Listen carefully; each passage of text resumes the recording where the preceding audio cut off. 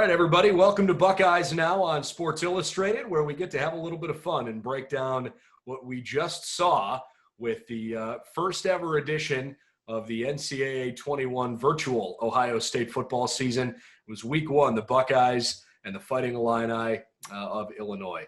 As you're probably still just getting familiar with us since we're new on the site, I'm Brendan Gulick.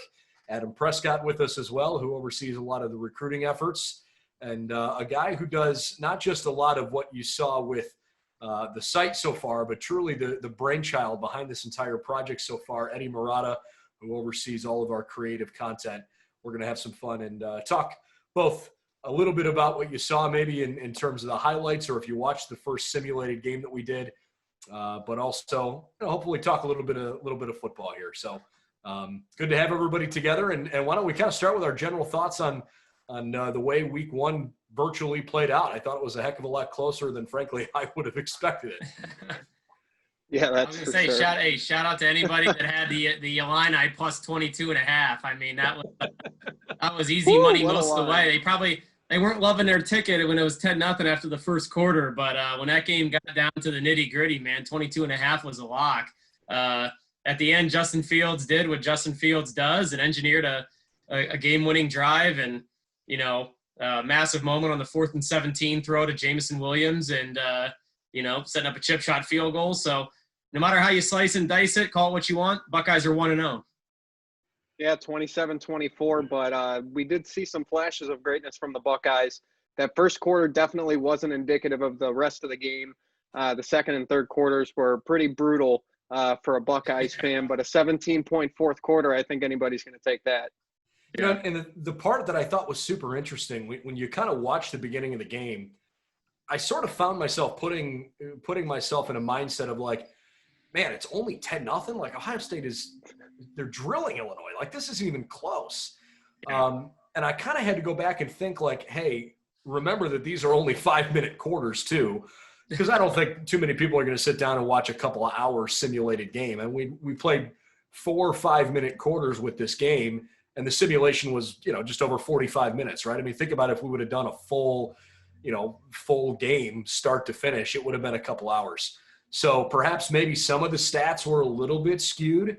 I think the most obvious thing here is Buckeye fans watch this, guys, and go 27-24 against Illinois. Like that, for some folks, like that might not seem realistic. But I think that goes back to hey, we played 5-minute quarters.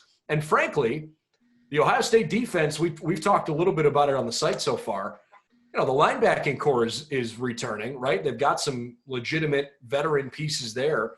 But outside of Sean Wade, they really don't have a whole lot in the secondary that have played a ton of minutes. And I thought Brandon Peters in the digital game, man, he kind of picked them apart a little bit.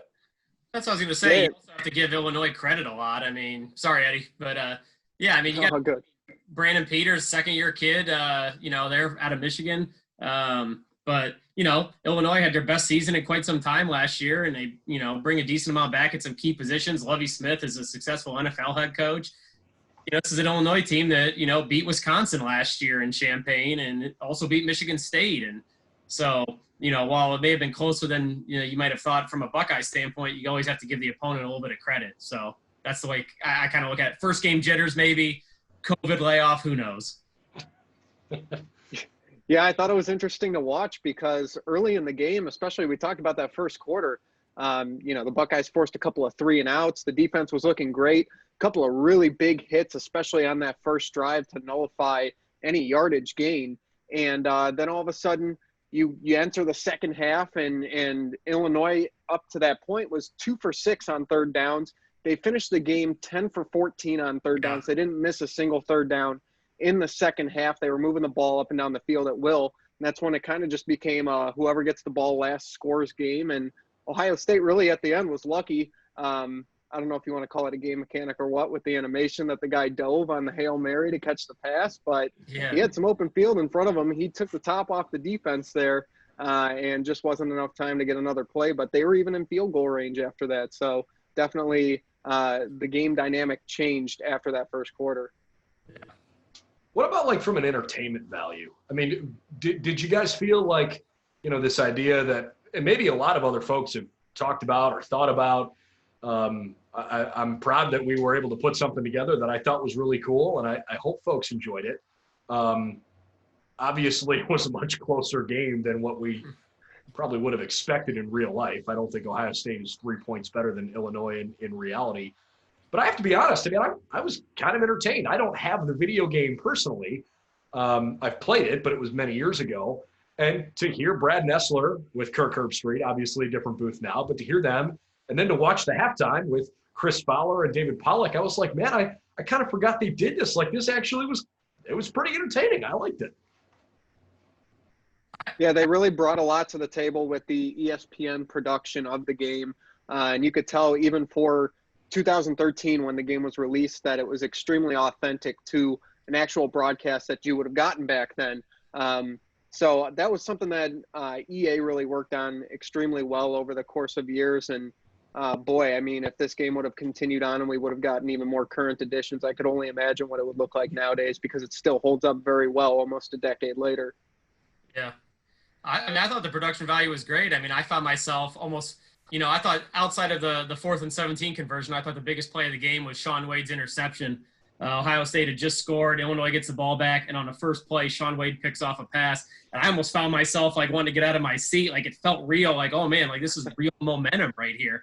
And then Ohio State goes hurry up, 3 straight runs up the middle with DeMario McCall, and you felt like it was a real game. Like, I felt like I was watching a momentum, kind of theatrical swing there. So I was into it. Well, what's funny for me is, you bring up the interception, and yeah, that was critical. For me, it was the series before that that kind of had me frustrated. You've got Justin Fields, you've got a loaded wide receiving core, and that whole series beforehand was like dinking and dunking down the field, little screen pass, little run.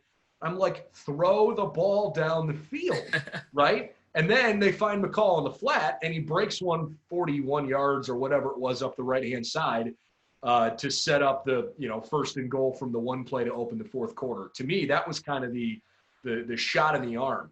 But I found myself so frustrated. I'm like, you've got this high-octane offense that last year in reality with, essentially a good chunk of this roster, outscored teams by 33 points per game and scored almost 47 points a game. Like, throw the ball down the field. I was getting a little frustrated with some of the little bitty runs here and there. Might be a week one deal. I mean, Trey Sermon had 7 catches for 50 some odd yards or whatever. I mean, these guys didn't have much of a spring ball, and they're in and out and voluntary workouts with COVID and all that stuff. So, maybe some of these timing patterns down the middle of the field, aren't quite there yet. I'd like to think next week against Rutgers, maybe they'll find a little bit more success. But the stuck out to me, you talk about, some of the passing game or, more the dink and dunk. Chris Olave, no catches. This is a Bolitnikov. Invisible. Right. Like, where was he? Couple punt returns, nowhere. I mean, if you were to tell me that the Illini were going to hold him to no catches, I can only imagine some of our fans right now in BuckeyesNow saying, like, should I be taking this simulation seriously? No catches for Chris Olave, but, that's why you play the game. Well, I think that goes back to, as well, what Brennan was saying, is that they just weren't pushing the ball down the field. After that first drive of the game, which was awesome, they had 5 runs, they had 5 passes. Justin Fields was 4 of 5 passing on that drive and converted 2 first downs through the air, 2 first downs with his legs. They were extremely balanced. They were pushing the ball downfield right when they needed to, and it led to a touchdown. They went pass heavy on the second drive, and he almost threw an interception on that drive, and maybe that's what made them sort of go with the running attack, but extremely conservative, especially after Illinois tied the game in the third. And you go 3 straight runs, 3 and out. Until that last drive of the game, they weren't pushing the ball down the field at all. Even when they were passing, it was dinking and dunking, screen passes and swings to the running backs. And McCall and Trey Sermon were their 2 leading receivers in the game. Garrett Wilson had a few good plays here and there, one that was really great before the end of the first half, and then Fields throws the interception. They didn't have a lot of time on that one, but yeah, Chris Olave, when you don't push the ball down the field in that kind of offense, he just kind of disappeared in this one. I mean, I don't even think he was targeted. No. Yeah, I don't think he was either. It was nice to see Julian Fleming catch a couple passes. You'd like to think the nation's top recruit from the 2020 cycle is going to really get it going here. First college game, college debut, 2 catches, 26 yards, but one of those catches was on that last drive. I think it was a 12 or 13-yard catch that resulted in a first down that kept them moving. I would imagine big things from him coming this year. I promise you this. A narrow scare here with Illinois. There is no spread high enough that I would take Rutgers next week. You could give me Rutgers plus 82.5, and I am not taking the Scarlet Knights. Getting a 90 burger out here? Is that what we're predicting? In those 5-minute quarters? Bro, I'm telling you, you could not give me enough points with Rutgers next week. Oh man, that'll be an interesting betting 5-minute quarters. That's a bold statement, but I gotta be honest. I think you're onto something. If you bet Rutgers money line and 8 wins, you can retire on a yacht to Tahiti or whatever. I mean, hey, if nothing else, I think this is just it's mindless fun. It's a way for us to ignore the fact that there's no football. Okay, there's football being played if you're interested in watching Central Arkansas and Austin P. And frankly, I am, because I want to watch real football. Me too. But me too. Yeah, but in terms of watching the Buckeyes, I mean, this whole thing really sucks. I don't think anybody, feels otherwise. I don't know too many people that are rejoicing in the fact that this has happened. This 2020 hasn't been a particularly fun year, and obviously this is as much a kick in the gut as anything. I mean, think about for how long everybody felt this way. Even back when March Madness was canceled, right? It was like, well, they'll figure it out. College football's got all summer. They'll come up with a plan. They'll figure it out. And they had time on their side. And for quite a while, everybody had no reason to believe that we would be where we are today. And perhaps the most frustrating part about all this is the disconnect, and that there are conferences that are playing. And the Buckeyes, chose to, or I shouldn't say the Buckeyes, the Big Ten, chose to pull the plug on it. I hope this is enough mindless fun for people to just say, hey, geez, this is okay. This is at least I can get my Buckeye fix for a few minutes here on a weekend. Invite your neighbors over, make the meat and cheese platter, make that nacho dip you've been telling your friends about, kick back and relax and watch the Buckeyes. No doubt. No doubt. Eddie, as you were putting a lot of this together, maybe take people behind the curtain for a minute. What were some of the challenges you went through and putting it together? And was there something for you that you felt was like, hey, this is probably the most rewarding part of the project? Yeah, absolutely. First and foremost, acquiring the game nowadays in 2020 was way more of a challenge than you may expect for a game that was released in 2013. Since the quarantine started all those months back now, the game skyrocketed in price and was selling for over $200 a copy. So even just trying to find somebody that had the game or would lend it out for a little bit was certainly the first challenge that we had to get through. Getting a capture card, because with the newer systems, you can record right from your system. This game was before the time of Xbox One, and PS4 has never been ported over somehow.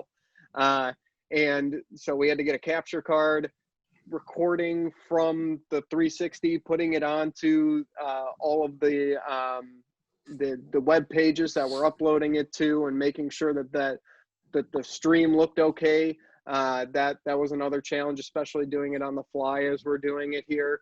And then having some fun on the graphic end with putting together the highlights show and previewing games and doing these reactions. We're trying to go all out with this to give you something to watch while the Buckeyes aren't playing, because although they may not be able to compete for a national championship in the 2020 season in real life, we're trying to see if they can make it there in the virtual season. That was I think it was a great week one. And I'm kind of hoping that people buy into it, even though in real life they would expect Ohio State to beat Illinois by more than 3 points. I'm saying, that's why you play the game, man. That's why you play the game. Hey, listen, you didn't think a couple of years ago they were going to go to Purdue and get beat by 1 billion. I mean, so it's true. Yeah. Same thing. That's why you play the game. Yep. There's one of those games every year. Listen. We just celebrated whatever year, 13-year anniversary of Appalachian State, your 12-year anniversary. Yeah, 13. Yeah. State going in and beating Michigan. So that's why you play the game. 27-24 over at Illinois. Is not the craziest thing I've ever heard of. Well, and frankly, they did beat Wisconsin and they did beat Michigan State last year, and they had won 4 in a row. And they got a really good quarterback. And they do have a good quarterback. Yep. Yeah. At very least, the entertainment value was through the roof. That's the kind of game that has you on the edge of your at the edge of your seat. And by the time the third quarter rolled around and Illinois took the lead, I certainly forgot that I was watching a video game myself. It felt very real. Love it.